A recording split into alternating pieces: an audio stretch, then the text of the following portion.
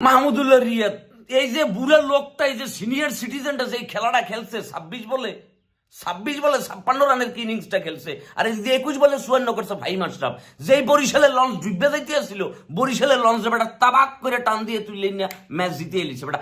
উল্টো 200 রান করছে, 11টা বল বাকি রেখে। কি কোনো কথা? মানে কি মারাটা যে মারছে দাদু, পাগল বানিয়ে গেলিছে।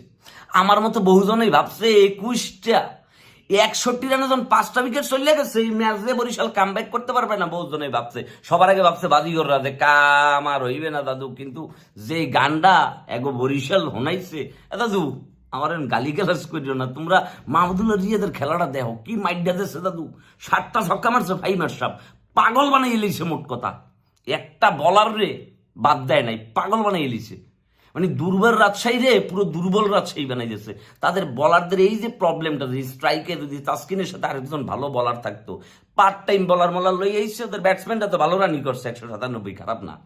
এই রানডারে যে জায়গায় বরিশাল ম্যাচটা ফুটতে দিতে আছে, 61 রানে 5টা উইকেট চলে গেছে, ইম্পর্টেন্ট উইকেট মাত্র। শাহিন শাহ আফ্রিদি, মাহমুদুল্লাহ রিয়াদ আর ফাহিম আশরাফি কি কাম করিয়ে দিয়েছে। 11 বল হাতে থাকতে 4 উইকেটে ম্যাচ দিতে গেছে। নবী তো নামেই নেই। 9 নম্বরে নবীর নামার সুযোগ হয়েছে। চিন্তা করে তো বরিশাল কিভাবে টিমটারে সাজাইছে। এই জন্যই তারা ডিফেন্ডিং চ্যাম্পিয়ন, এবং এই সিজনে তারা অন্য একটা লেভেলে খেলা দিতে পারে। এটা বরিশাল লোক অন্য লেভেলের জোর আছে, যা দেখলাম দাদু। এবার কাম করিয়া দেবে এই সিজনে। ওটা কি ম্যাচটারে কি করছে দেখছো? হ্যাঁ হ্যাঁ, 35 বলে বেটা রান লইয়া লিছে বেটা, তারা 75 প্লাস।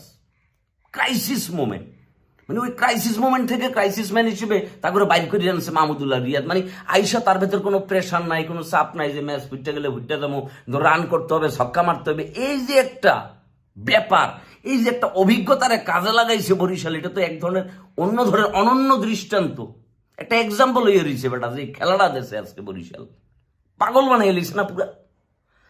যাই হোক, অভিনন্দন অভিনন্দন বরিশাল। তামিম ইকবালের টিম, তামিম ইকবাল ভালো করতে পারে নাই, তারপরে মুশফিকুর রহিম ভালো করতে পারে নাই, শান্ত ডাব্বা মারছে, ডাইরেক্ট ডাব্বা।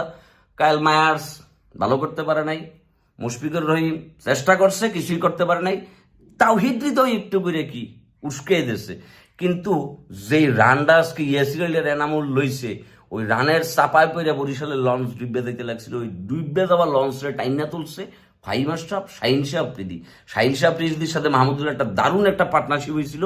পরে শাহিন শাহ আফ্রিদি ছক্কা মারতে যাইয়ে তাসকিন জলদার খাইয়ে দিচ্ছে। গুরুত্বপূর্ণ টাইমে তাসকিন ব্রেক থ্রোটা আনছে আজকের ম্যাচে। এরপরে ফাহিম আশরাফ আইসা 8 বলে নেছে বেটা, প্রথমে 3 রান। এরপরে এই যে দাদু বানানো শুরু করছে, পাগল বানিয়ে এলিছে। মোট কথা পাগল, পাগলের মতো মাইরিয়া। 11 বল বাকি থাকতে ফাইনালি বরিশাল জিতে গেছে প্রথম ম্যাচ। যাই হোক, সন্ধ্যাবেলা এই যে Rangpur Riders versus Dhaka Capitals এর ম্যাচটা আছে, তুমি কোন দলকে সাপোর্ট করতেছো এটা জানাও। আর বরিশালিয়া মনুরা আমাকে গালিগালাজ করে ভিডিওটা শেয়ার দিয়ে দাও। মনে হয় স্পোর্টস পিকনিক পেজে এটা কিরিং করে ঘুরতে মারো, ঠিক আছে?